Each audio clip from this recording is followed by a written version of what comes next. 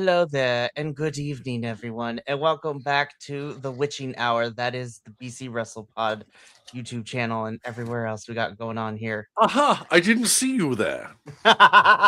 Essentially, yes. Oh man, you already know when me and Radio Will get together, it's about to be a good time. And Love it. it's an even better time when TNA actually decides to put on a halfway decent episode of Impact. You know? More like this, please. Yeah. I was like, I thought the pacing was good. I felt like we balanced out in ring with some backstage stuff and advancements. So you know what? Let's do it again. and honestly, like two of the same, like as I'm watching the episode and they're saying like, all right, this is what we've got coming up tonight. I'm looking at the card and I'm like, oh, this is not gonna be good. This is gonna be rough. And no, I was pleasantly surprised. I was like, see what happens when you actually give a hoot. TNA. Seriously. Love it. Be like, yes, I love this episode. Well, really quick. There is one exception. Hey, yes. Nick, how's it going? There is one exception, and although it is to its benefit, you say like this is what happens when you give a hoot. There is one match in here that this is what happens when you don't give a hoot, and it worked. So we'll get into that when we get to it. Absolutely. So before we get into TNA proper, because we will be covering the Thursday, May 7th edition of the show, really quickly to run through the intro. I mean, at this point, we live on the internet. You can find us pretty much almost every day going live in sub capacity, both for our weekly television, televised programs here in the States to other places around the world. So you can find us going live there, as well as watching edited versions of these lives the day after on the YouTubes, which is really, really great. BC WrestlePod is our social media handle. Pick your favorite site. You can find report cards, predictions, clips of our shows because Lord knows companies are striking down people right now, which is insane. But I was just like, listen, I just want to say this. My heart goes out to all these reaction content because no one's content deserves to be struck down like that. But at the same time, I'm like, y'all are getting off easy because let me tell you, New Japan don't fucking play. Japan is insane. So before we get into the episode of Impact, because I have a platform and I have not had a chance to really talk about this. I've been super burnt out, haven't really felt like making any social media stuff like on TikTok or anything like that to this effect. But now it's easy for me to say this because I haven't really been engaging with their content for a long time at this point. But boycott WWE. Seriously. This entire thing of releasing 24 wrestlers for the sake of, we need to cut pay and cut costs and everything like that. Meanwhile, everybody on TKO is like tripling their value. Yeah, no, fuck them, fuck TKO, fuck WWE. And that was number one of Will's multi-part TED Talks tonight. I for one cannot wait the 3 months that it's going to take to see the Young Bucks versus whatever the New Day call themselves when they get to AEW. Like honestly, I did like. You know what? It was. There's an AEW pay-per-view. Is it this weekend or next weekend? It is in 2 weeks, so Double or Nothing. Double or Nothing, yeah. Like, and Jericho has like a mystery tag team as allies, or like he's bringing. And I am hoping against hope that the New Day were able to sort of negotiate out of the non-compete clause, so that basically Chris Jericho can just come out and just do his best Big E impression and say, AEW, All Elite Wrestling, don't you dare feel sour. Clap your hands and feel the power. And just let Kofi and Xavier come out. I mean, I know they're not, well, Kofi is Kofi Kingston's real first name, so he can still use that. He can still go by that. But like whether it's Austin Creed or some other new or Consequences Creed or like whatever, because and I know his real name is like Austin Watson or something like that. Mm-hmm. But like, or if he goes by his real name, then like let them come out, get them to AEW like yesterday. Oh, absolutely. We'll see how that happens. And if not, then there's a certain international AEW show happening at the end of August. So I don't know, man. We'll see. But no, yeah. So that has been Will's TED Talk for number one tonight. So who knows? But like I said, I do have a quick announcement though. He finished graduation today. The school year is officially over. So hopefully, barring, natural disasters, tornado warnings, the existential dread of academia, we will get we will get to Papa also will back starting next week. So Return of the Battle of Wills. Yes, the Battle of Wills, and me sandwiched between both of them while I'm like, you're right. I love this.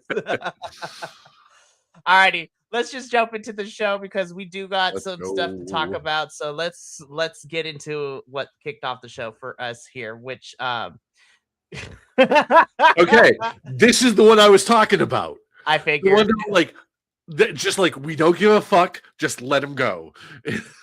Like this whole by the time this match was over, my brain went into DBZ Abridged. Like he just he keeps kicking me in the dick. Why does he keep kicking me in the dick? There were more low blows in here than the extremely ruled match in Mystery Wrestling between London Lightning and Cecil Nix. Gosh, they just kept kicking each other in the dick. Shout out Team 4-Star. They have raised many of us adults. With between that and Final Fantasy VII Abridged also. Yep. Oh Lord, a sweet dragoon on a cracker. I kind of honestly, and I know I said this a couple of weeks ago. These two crazies just match up, and it's like I'm sitting here watching it. Here we've got someone whose gimmick is basically a conspiracy nut, and another guy whose gimmick is like hyper rich, like 1%er elite. This is politics. This is the right wing eating itself. And it's like this is what this match made me realize that Netflix. I was just on YouTube and I saw an ad for the Ronda Rousey versus Gina Carano fight that's happening at some point. I don't care to see it, but here's the thing: when I heard that match was happening, who's gonna win? Trans people everywhere, because no matter what, a turf is gonna get the shit kicked out of them. Damn. So. And seeing this made me realize, hey, maybe there's some truth to that. Is some people watched, a couple of, the worst people, or at least in this case, people portraying some of the worst people in the world, just beat the shit out of each other and just keep kicking each other in the dick. Eric Young is having fun in this picture with this, so why not? He is. The energy that both of these two give off in this graphic for this match is amazing, and I love it. Thank you, TNA. Yeah. Oh man, this is fun. It was, and it's weird to say that after a solid year of saying oh my god, Eric Young, shut the fuck up, and no, just let them kick each other in the dick and just call it remove any notion of seriousness. Have Eric Young slowly but surely transform from this the world is out to get me into this Al Snow level of the voices, Jerry, the voices telling me everything kind of crazy, Oh my gosh, I cannot. And this feud is far from over too. It's not over Yeah. between these two, I can't believe I'm saying this, but I'm like, I'm kind of looking forward to see what craziness they're gonna get into next. Like, honestly. So no disqualification, tables, chairs, kendo sticks, the works. Eric Young wins. EC3 selling the hell out of that finisher was really cool to watch too. I was like, damn, you bounced. Like, what is happening? There was one thing that like stood out to me as sort of a um what's the word I'm looking for? It broke the suspension of disbelief a little bit. Is when EC3 set up the table, he set it up right next to the ring, like it was basically touching the ring.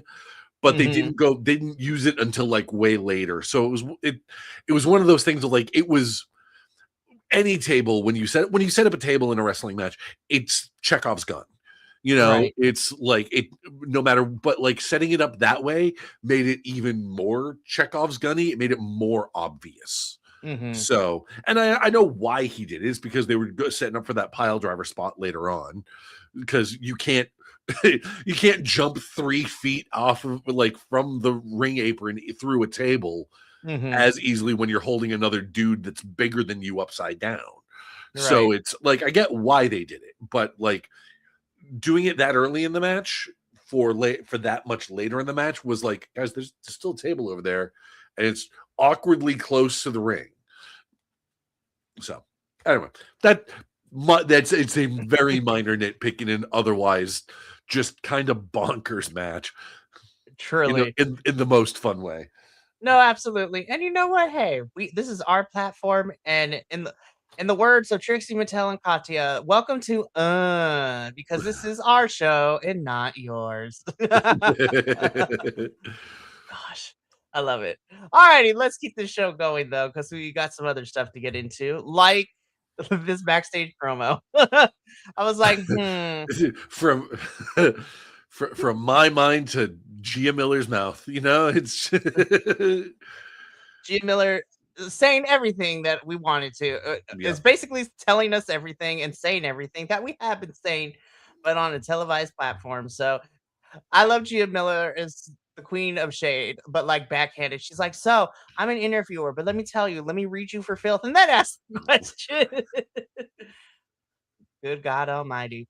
So this is setting up which we would learn from here that this is our main event tonight, the TNA Knockouts Championship. Um, Ariana Grace shouldn't have to be defending her title because she's proved herself, and I'm like, That's what the title is for. I was like, girlfriend, this is I a shouldn't have to championship. defend Like, the what is? title. And then Stacks over here will be like, I got a plan. I'm like, listen, you meathead. I was like, we're tired of the shenanigans, but are we gonna watch? Yes. Gia Miller, keep doing the Lord's work. So Absolutely. we will be seeing Ariana in action later, and we would also unfortunately be seeing Stacks, but we'll get to that when we get to the main event. Promo from the system because they got 2 matches tonight. Do you want to know something, Will? Normally, yes, but not when she announces it. It's like I'm kind of mad. I was like, I kind of like Alicia Edwards when she was like not back with the system and she and Moose were so doing their own thing. it's really funny.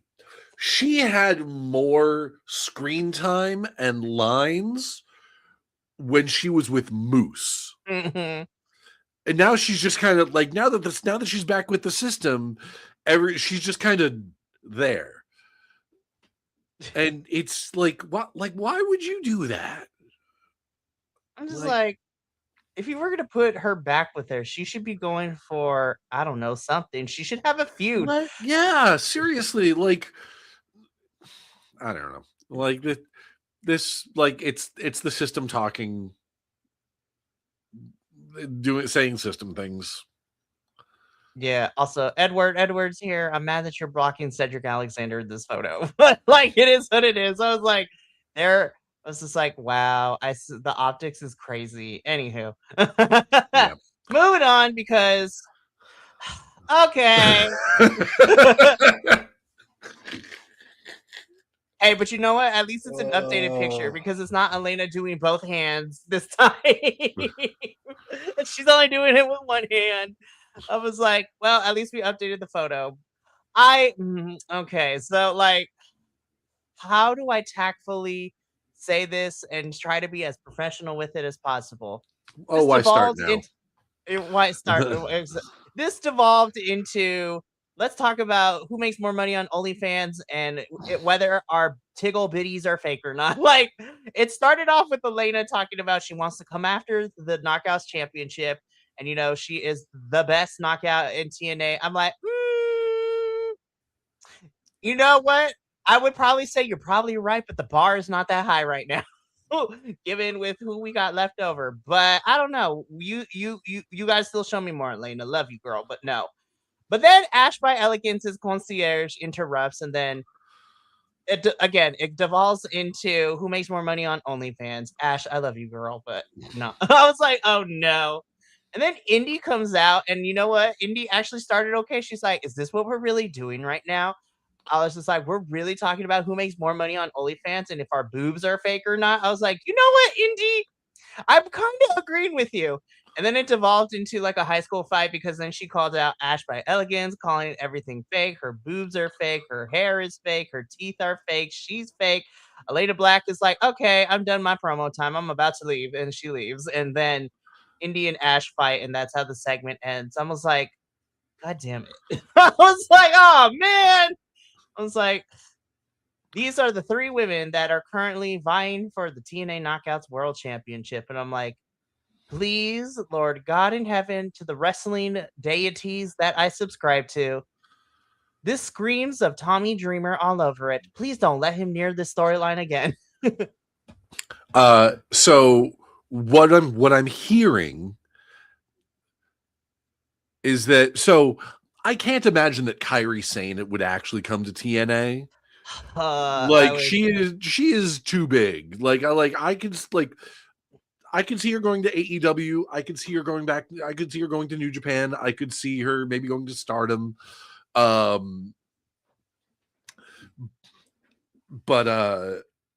Zoe Stark? Can we get like Zoe Stark in on this so that we can get like an actual like competitor in this?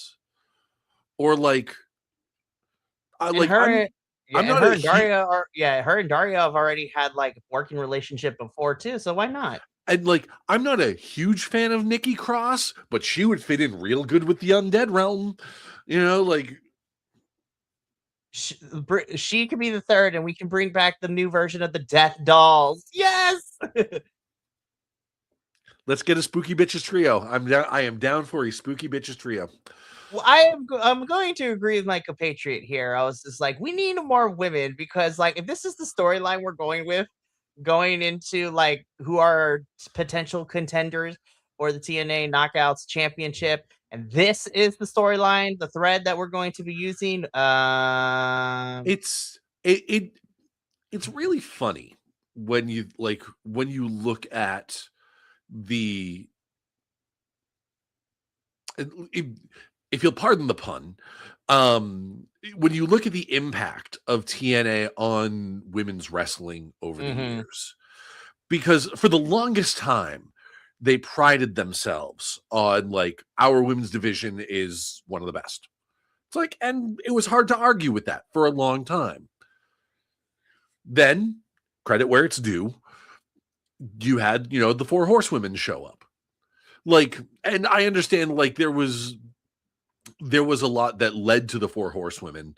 Like, I mean, like you had like Paige showed up in there, and before Paige, like you had Lita and you had Chyna and stuff. Like there were a lot of stepping stones that led to that. But that was kind of the thing that changed everything, right? You had like Sasha Banks / Mercedes Moné, Bayley, Charlotte Flair, and Becky Lynch. Like that's what really changed everything when it comes to the women's division of any given promotion, you know? Mm-hmm. And so now here we are 10 years later, right? And we have some genuine, like, top-notch competitors out there. Mm-hmm. And if you look at like, even like, if you look at WWE, if you look at AEW, and you see Tony Storm, you see oh my god, what's her name? She's in the Judgment Day, and not Liv Morgan. Roxanne Perez, Raquel Rodriguez. Raquel Rodriguez, that's the one I'm Mhm. thinking of. She's fantastic. I think she's great. Jade Cargill, you know, like, these people that are out here that are put it like, their stories and their promos are like, no, I can kick your ass.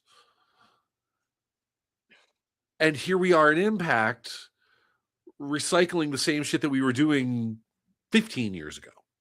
This screams diva era, and Yeah, I hate it. Exactly.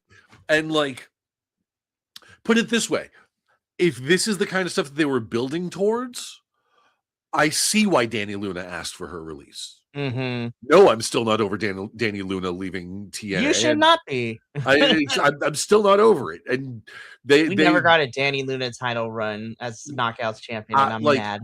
I'm not going to be over it until I see her show up in another promotion. Right. With, like, given the amount of, you know, like, push that she deserves. Mm-hmm. But so, like, and so, like I said, it's like, it's so weird to see this, like, Divas era, like, oh, look how fake you are, like, this Mean Girls bullshit, you know? And the worst part about this is the person that's calling it out as Mean Girls bullshit is Indy Hartwell. Listen, I will stand Indy forever and a day, but I also agree. I was just like, you know what? Like, if she hadn't had a title, if she wasn't going in the title match tonight, I actually would have been like, you know what, Laying Lee, you tell these girls everything. You read and that's like, just because you have an interesting story. You could actually use her actual background. She's like, I worked 8 years to get from China to here to wrestle in the United States, and I work my ass off. And this is what the thing. These 3 women are the ones vying for the title. God. And it's like, and we're seeing, like, okay, we have this, you know, like, and once again, this is just based on their gimmicks, basically. So, like, we've got e-girl model Elena Black. We've got, look at how attractive I am, Ash by Elegance, and Indy Hartwell. And the 3 of them step up to Lei Ying Lee, and she's just like, okay, who's first? Let's go. Does the Henry Cavill. It's just like, all right, girl. Yeah, cock the arms and let's go. Girls. I was just like, sorry, spoilers for the main event match, but no, I'm gonna gush over because I'm like, thank God the curse is over for now. And I say for now because you know some TNA gonna be on some fuck shit later, probably, as they always tend to be. But for right now, I'm gonna enjoy it. Yeah. But yeah, I'm just like, no, we cannot keep recycling this. So it's just like, women's wrestling is great, but, like, can we stop talking about OnlyFans and tickle bitties? This was the low point of the episode, I think. Definitely, and thank God everything else was a lot better than this. Like, well, Daria's out here calling. Daria has a phone call. Next, listen, Daria's having a good time. I love her.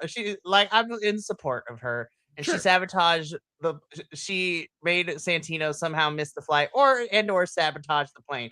And I'm hoping that sabotage the plane is the option because I'm like, oh, we're doing subterfuge now? Okay. I mean, we're dressed in all black, so why not? Anyways, moving on. Yo, this match was kind of great. I loved it. It was pretty good. Also, hi, Casey. I'm glad you're back. And you continue to be on my screen. You are my saving hope. I am still confused. Like, I am still kind of trying to wrap my head around the team of Nick Nemeth and Casey Navarro. Mm-hmm. Don't get me wrong, I don't mind it, but it is like Nick, like you were a heel like 2 weeks ago, And now we're like towing the and line. and now you're a but now you're tagging with a baby face, and you still have the Call Your Shot Gauntlet trophy. And you let Mike and you Santana still- last week know. Like it's like, bro, pick a story, please. or even better, TNA, pick a character, pick a side for Nick Nemeth. Like, please let him be a face or be a heel, but like keep bouncing him back and forth depending on who he goes up against. Also, by the way, I will say, even though I didn't get the show yet last week, but it was hilarious to just watch Ryan Nemeth, just go through a whole entire therapy session about Nick teaming with Casey instead of him. And his therapist happened to be AJ Francis, which was hilarious to watch last week. But speaking of which, before we get too far away from the Elena Black promo, when she started talking about money, I'm saying like, wait, is she going to join First Class? Because I could see that. I could if they want to pair her with First Class, and I think that could be I think that could be a solid move for her. That would be fantastic. Her and AJ would be insufferable, and that would be the best. I love it. They would be the worst together in the best way possible. So toxic. Anyways, but I agree with you. I'm still trying to figure out what side of the wrestling trope fence that Nick Nemeth is going to be on. Mm-hmm. But I enjoyed this match. And I'm not against wrestlers being tweeners. It's fine for them being tweeners, but Nick Nemeth does not make a good tweener. If you wanted to make you could do that with Eddie Edwards. You could do that with Mike Santana. You could do that with Moose. You can't Nick Nemeth is way too much of he's too much of a big personality, or his personality is such that you have to give him a more concrete character in terms of being a face or heel. Mm-hmm. And just having him bounce around. It's either have him tell off his brother and make him full baby face, or reveal that the Nemeths have been working with AJ Francis the whole time, and tear Casey Navarro's other ACL in kayfabe or something. I'm not actually wishing further injury on him, but you know what I mean. It's 100%. So again, the match itself was pretty fun. I enjoyed it. The numbers game obviously did not work in Nick and Casey's favor, as the system would retain the TNA Tag Team Championships. And they decided not to wait because they cut a promo, which led immediately into the next match. This one impressed the hell out of me. Listen, and I saw this one, and it's okay, here we go. And then I feel like this is one of those matches that we've seen a bunch already. We've seen this exact match numerous times over the past few months. Two members of the system versus Leon Slater and Moose. Mm-hmm. This one in particular, though, all four of these guys left everything in the ring. Man, this was awesome. this is honest. This was one of there was a spot in here.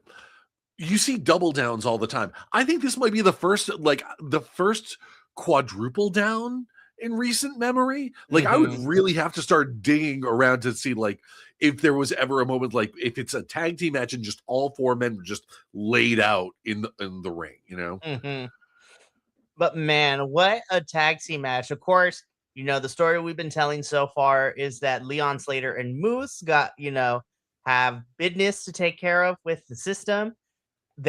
Moose and Leon Slater were, unfortunately, they found themselves in that 4-on-2 handicap match 2 weeks ago, in which Leon and Moose lost to the system because, numbers game. Right. Cedric Alexander is going to be facing Leon Slater next week for the X Division Championship. Eddie Edwards and Moose still got beef with everything that's been going on. But damn, man, this match ruled, and Leon Slater and Moose got the lick back. So technically, we're like 1-1. So next week is going to be especially with Leon and Cedric, it's going to be very interesting to say. Now, on the one hand, I have a little worry and trepidation because we keep getting told from commentary as well as all other parts of TNA social media that Leon Slater that next Thursday he will become the youngest and the longest reigning X Division champion in this company's history, which I was like, man, what a feat for Leon Slater should he get there. Seriously. But then because that he has to survive his 2 out of 3 falls match with Cedric Alexander for this title, I'm really worried. I'm like, TNA, don't fuck this kid over, please. Let him win. And then if you want to take it off him, just if you want to have him use option C, go for it. Because we're going to talk about him a little bit later, but poor Mike Santana isn't doing nothing at the moment. We just kind of spinning our wheels with Mike, and that's some bullshit. But whatever, we'll get there when we get there. But please let Leon Slater get the win. Hey, TNA, like, it's like, do you not have anyone that can challenge for Mike Santana's title? Is there like some sort of contest that you may have held where someone won a title shot of their choice that makes them parade around with a trophy kind of garishly, like to the ring, and like holding it, lifting it like weights every time they show up, and like, oh right, the Call Your Shot Gauntlet. Yeah, the Call Your Shot Gauntlet is still a thing. And TNA looked at it and be like, nah, bet we have a better idea. And we'll talk about that when we get to Mike Santana. But this match ruled. Leon Slater and Moose win. Good God. Please, TNA, give me more of these types of matches. And you know what? It would be interesting if Leon Slater lost the X Division title, because we've said multiple times that he's just kind of he's one of these guys that's just kind of riding out his TNA contract before, so he can jump ship to one of the bigger shows. I don't think it's quite as guaranteed of him going to WWE anymore, but to go to either WWE or AEW, or at least for his sake, I would hope he's considering AEW as well. Mm-hmm. But if he does end up going to WWE, it would be kind of interesting, because now he and his, especially with the recent acquisition of his fellow Pursuit alumni, Mason Rook, who he's big, he's bad, he'll body slam your dad, Will Cruz. that is the weirdest thing about, like, again, I am all full steam ahead on boycotting WWE, but at the same time, I do not want to begrudge the people for whom this is their big opportunity. Like the people like Mason Rook and Joe Hendry and Danhausen, and there was somebody else, Evil, who, like, I know he's not going by Evil anymore, but you know what I mean. Like, well, and I 100% agree with you. And like me and then one of our other co-hosts, Andrew, like we feel the same way, because Andrew is also very fuck WWE, but he's also not going to begrudge, and he is really happy for, a lot of our Progress folks that are now have debuted in NXT, Dorian Van Dux, formerly known as Mike DeVecchio, Mike D. You have Lizzie Rain, Miss Rain Leverkusen. Yeah, she was like, I saw the clips of her. She's freaking awesome. My God, I was just like, oh yes. I was like, I'm so happy you're here. I'm excited to get the NXT boys who know nothing about Progress, and they've already loved her. I'm like, yes, good, because Rain Leverkusen is fantastic. But again, you have a lot of other folks too. Like you have, he's injured right now, but you have Ahil, Elio Lafleur, the French luchador from the European wrestling scene is a lot of fun as well. There's reports that Hiromu Takahashi is coming in really soon as well from New Japan. There's just a lot of good stuff. And yes, WWE, I'm still mad at you for everything that has transpired in the last 2 weeks, but I think Lizzie Rain, because I love Rain Leverkusen, and that finisher is fucking creative as fuck, and that's why I think I'm gravitating to her. So it's like, thank you, a fun finisher. as someone who, when he was in high school, whenever he made a creator wrestler on the old, this is not one of the good WWE creator wrestler games. This was like Warzone or Attitude, one of the crappy ones. Like one of my go-to finishers was always an enziguri. Seeing someone who uses that kind of elevated enziguri as a finishing move was like, yes, that's the thing I wanted to do. Perfect. It's the way she explained it too, because listen, I also got beef with Busted Open and especially Bully Ray. But the way that she explained it on the show, though, she's like, I kind of wanted to do an Inseguri, but it's like a Inseguri mixed with like a Shining Wizard because I be nean people. And I love that she is just like, yeah, my favorite wrestler of all time is the legendary Japanese wrestler Meiko Satomoto. I was like, oh my God, there's a reason I loved you, and now I love you even more because Meiko Satomoto is like my favorite female wrestler of all time, at least within like the last 15 years of wrestling. I think she's great. Anyways, back to TNA. This match ruled, and I was like, give us more of these on a weekly basis, TNA. And you know what? Yes, let's go. please. Okay. So I know I have how do I say this without getting canceled? I understand the appeal of the broken universe. I am not that person, but that is okay, and I'm not going to yuck someone's yum. I will say though, I did like the presentation of this and the camera work of the duality of these glass panes between the Hardys and the Righteous. But I'm also saying, please God, let this be done and over with because they've been fighting for months. Let the Righteous fight somebody else. Like I'm scared for them. Because like once this feud does end, which I don't know how it's going to, that's my biggest question too. I'm like, what is the end goal here? Where are we going? Like what is the finale? Hear me out. Linda. Because if TNA is genuinely going to be thinking about acquiring some of the folks that were just released from the WWE, and if said talent is open to working with TNA while they have, I'm hoping, given the results of the main event tonight from this episode, I'm hoping that's a sign that they are sort of taking the WWE training wheels off and are now going to start going in their own direction. Especially because with NXT, like, again, as your NXT person here as well, with NXT being in also a reset as well because, of the call-ups from the likes of Ricky Saints and Ethan Page and Sol Ruka. And now they're debuting a lot of their Evolve and international talent that they signed to. Right. Hopefully that means that TNA be like, okay, so we're going to put a pause on our break. Let's build our own stuff before we start putting other, the B squad of Evolve and NXT back in. If you want to give the Righteous a fun opponent, the Wyatt Six.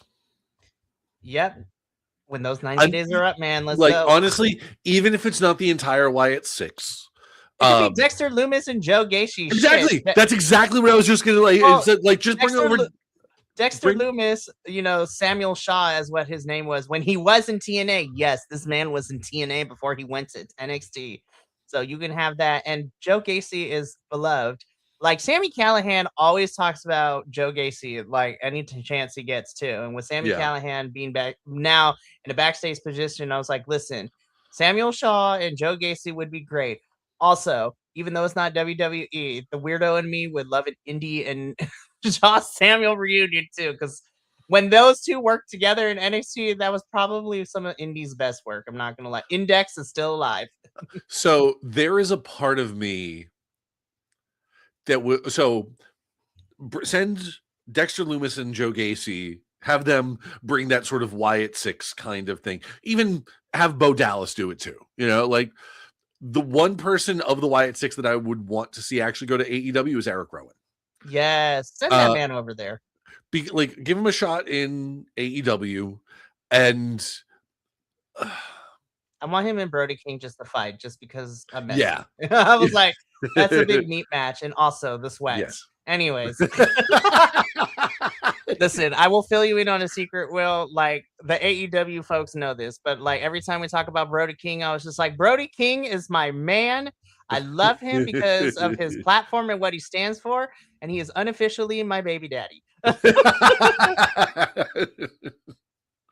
He's also a great human being outside of his character too. And I was just like, God, I love you. And also I love you, Speedball Mike Bailey, because you don't take life too seriously. Also, you coming up with the with the trio's name between you, Kevin Knight, and Hangman Adam Page in Lifetime was fucking hilarious. Also, you outed Hangman as reading the fan fictions for the AEW wrestlers in your vlog was also hilarious. Hangman is also one of us too. Love hangers. Anyways, I don't know what the end goal is between this feud. My hope is that the righteous end up being the ultimate victors wherever the end point is. But knowing TNA, they're gonna pull some fuck shit, and it ain't gonna be like that. I'm really hoping that this is an extended program to let the Hardys eventually put the righteous over. Yes, that's what I'm hoping, man. I was like, now that the titles aren't on the Hardys, I feel like y'all can let the righteous win, and both teams can still, put them over. Nobody loses anything from here, but we'll see what happens. Anyways, let's keep going though, because Mike Santana, I love you, but TNA, what are we doing? Why is Mike not fighting bitches left and right every week? Like, what is happening? Well, like, too many bitches have non-compete clauses. That is also very true. And again, let's go back to what you said earlier in the show. There is a Shawn Michaels at home running around with the call your shot gauntlet. Shawn Michaels at home. We got Shawn Michaels at home. So you got Shawn Michaels at home, Nick Nevin, running around with the call your shot gauntlet trophy. I was like, okay, we can kind of build a story around that. Like, you never know when I'm going to cash it in. But no, Daria has the best idea ever, and TNA be like, bet. You know what? We hear you, fans. We want Mike Santana to defend it. Y'all really enjoyed him and Rich Swann going at it, and that match was still banging. So you know what we're going to do? We're going to find another person to fight Mike Santana. And how are we going to do that? You're going to let Nick Nemeth use his call your shot gauntlet? No, we're going to hold a battle royale to determine the number one contender. Me at home. God damn it, TNA. God damn it. You know what that means? TNA World Champion, Hometown Man. Oh my God. If the Hometown Man wins, I kind of would be here for this fight. Not even going front. But I'm just thinking, I'm like, oh God, who's about to win this battle royale? Here's the thing. And I know, I am a firm believer of second chances. I am a firm believer if sometimes wrestling needs to run it back. Because of the way it ended the first time, I would not be upset if we ran Mike and Steve Macklin and them actually getting a proper match, because the last time they were supposed to, real life, X was thrown up during the pay-per-view. I would like them to actually be able to fight it out the way that we were supposed to get it originally. So I'm thinking, like, who could be in this battle royale that could potentially win it as like a genuine potential opponent, right? Macklin, great idea. If he's back fighting fit, run it back. Try it, like, take two, use take two. Give them the proper fight. Yeah.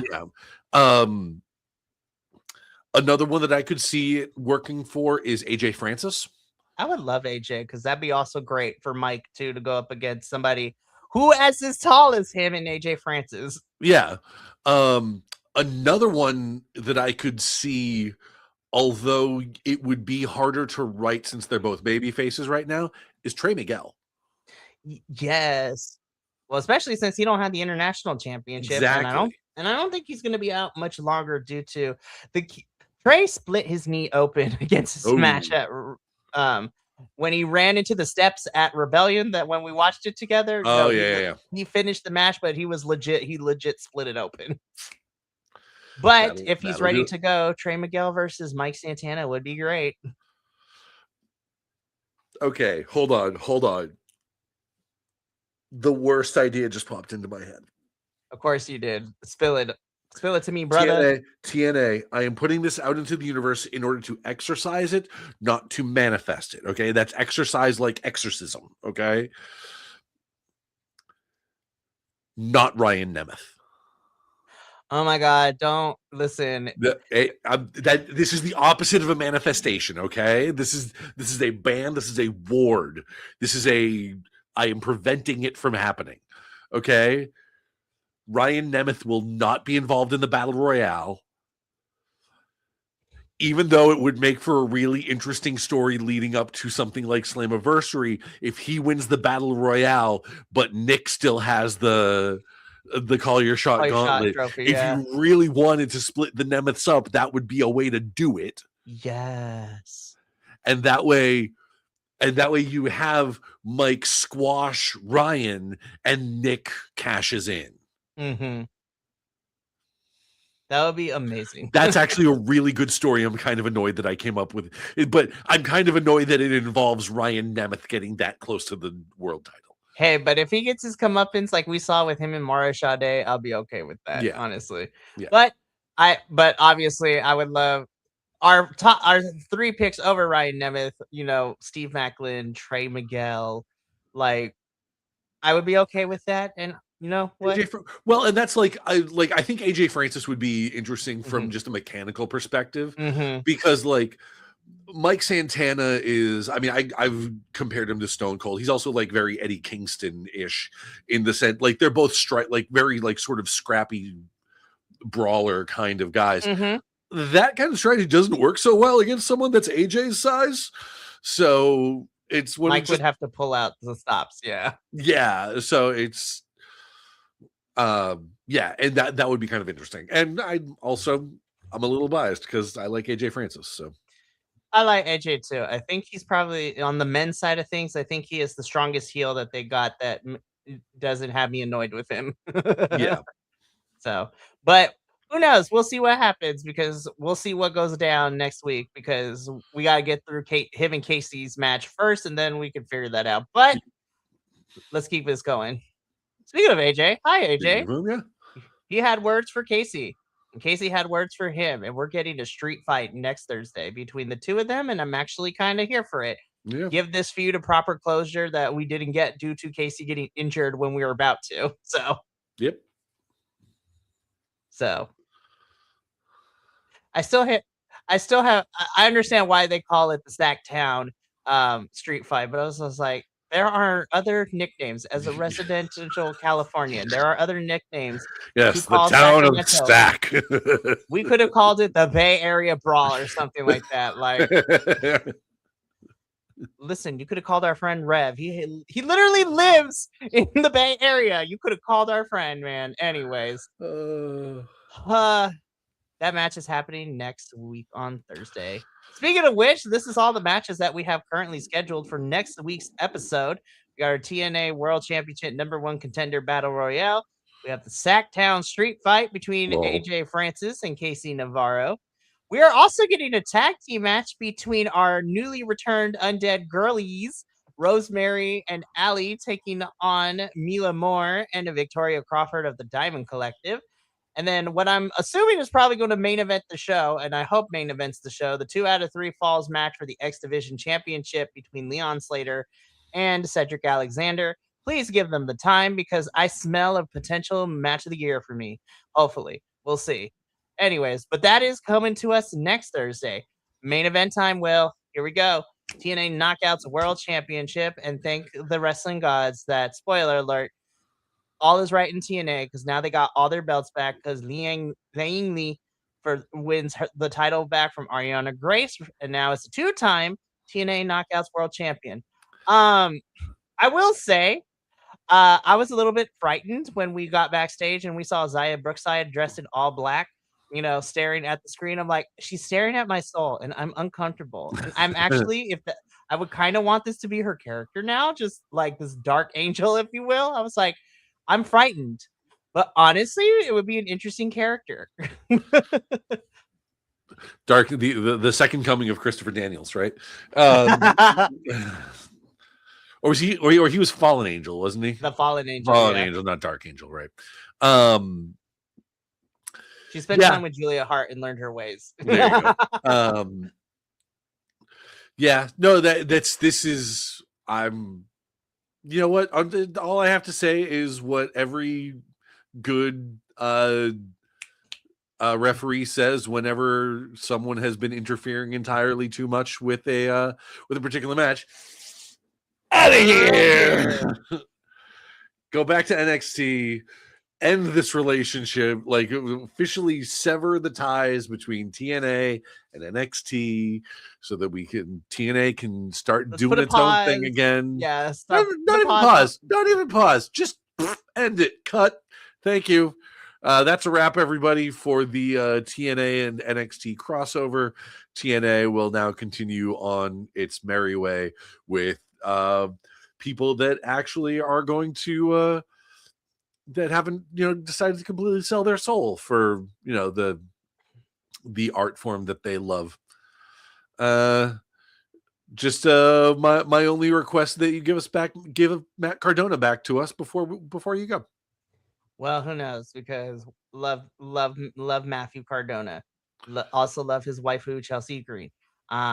Chelsea, I think will be okay.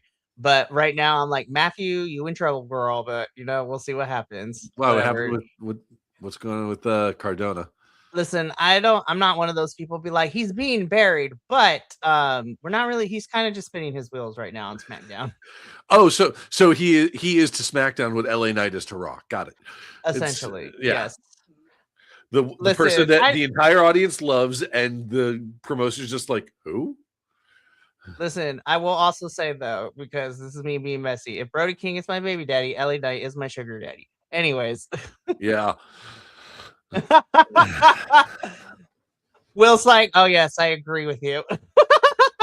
Yeah. Listen, we could go on a whole tangent because I was just like, what is it like the world, like the wrestling gods just must hate this man. Like, you know what? Honestly, at this point, with so many wrestlers being released and him having the status that he has in other promotions, having come from TNA and NWA and everything like that, just let him come back to this. Let him come, like have LA Knight is great. Have Eli Drake come back. Oh my God, he'd be just as welcome. It's it would be, he would be much more, he would be better utilized here. Like if, oh God, that's going to be the Battle Royale, isn't it? Shit. There's going to be NXT people in the Battle Royale next week. Well, we'll see what happens. Who knows? Well, Will, I also have some other bad breaking news for you on this one. It has kind of gone away for a little bit. We've been doing okay so far, but next week, Thursday's episode is live.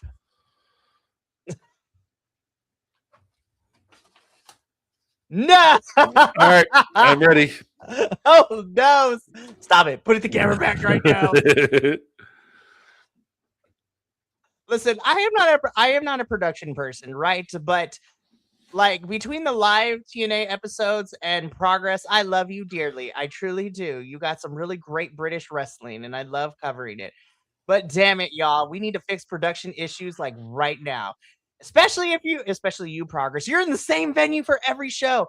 How is it the video and audio is still ass? Anyways. Hey, they basically said, hey, it was fine for PWG. We'll be all right. Oh God. But yeah, so next week's episode is the live Thursday episode, and I'm like, please, TNA, get your production in order because I actually am excited for the matches we're getting. But please, the production is also part of my grade. Don't give me good wrestling and ass production because we're not going to make it very far.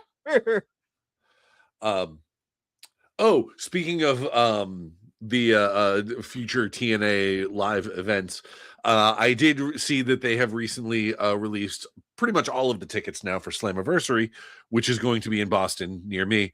Unfortunately, that's in July, which means I am spending that month getting ready for Gen Con. So, You said Slammiversary, right? yeah, I did. I think no, Slammiversary is in June. It's June 28th.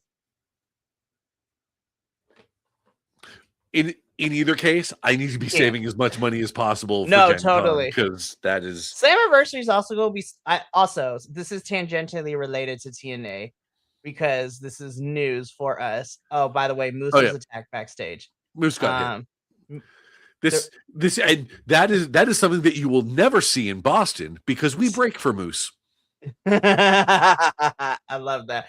But anyways, back to what I was saying. So there is news because yes, Slammiversary for TNA is going to be on Sunday, June 28th.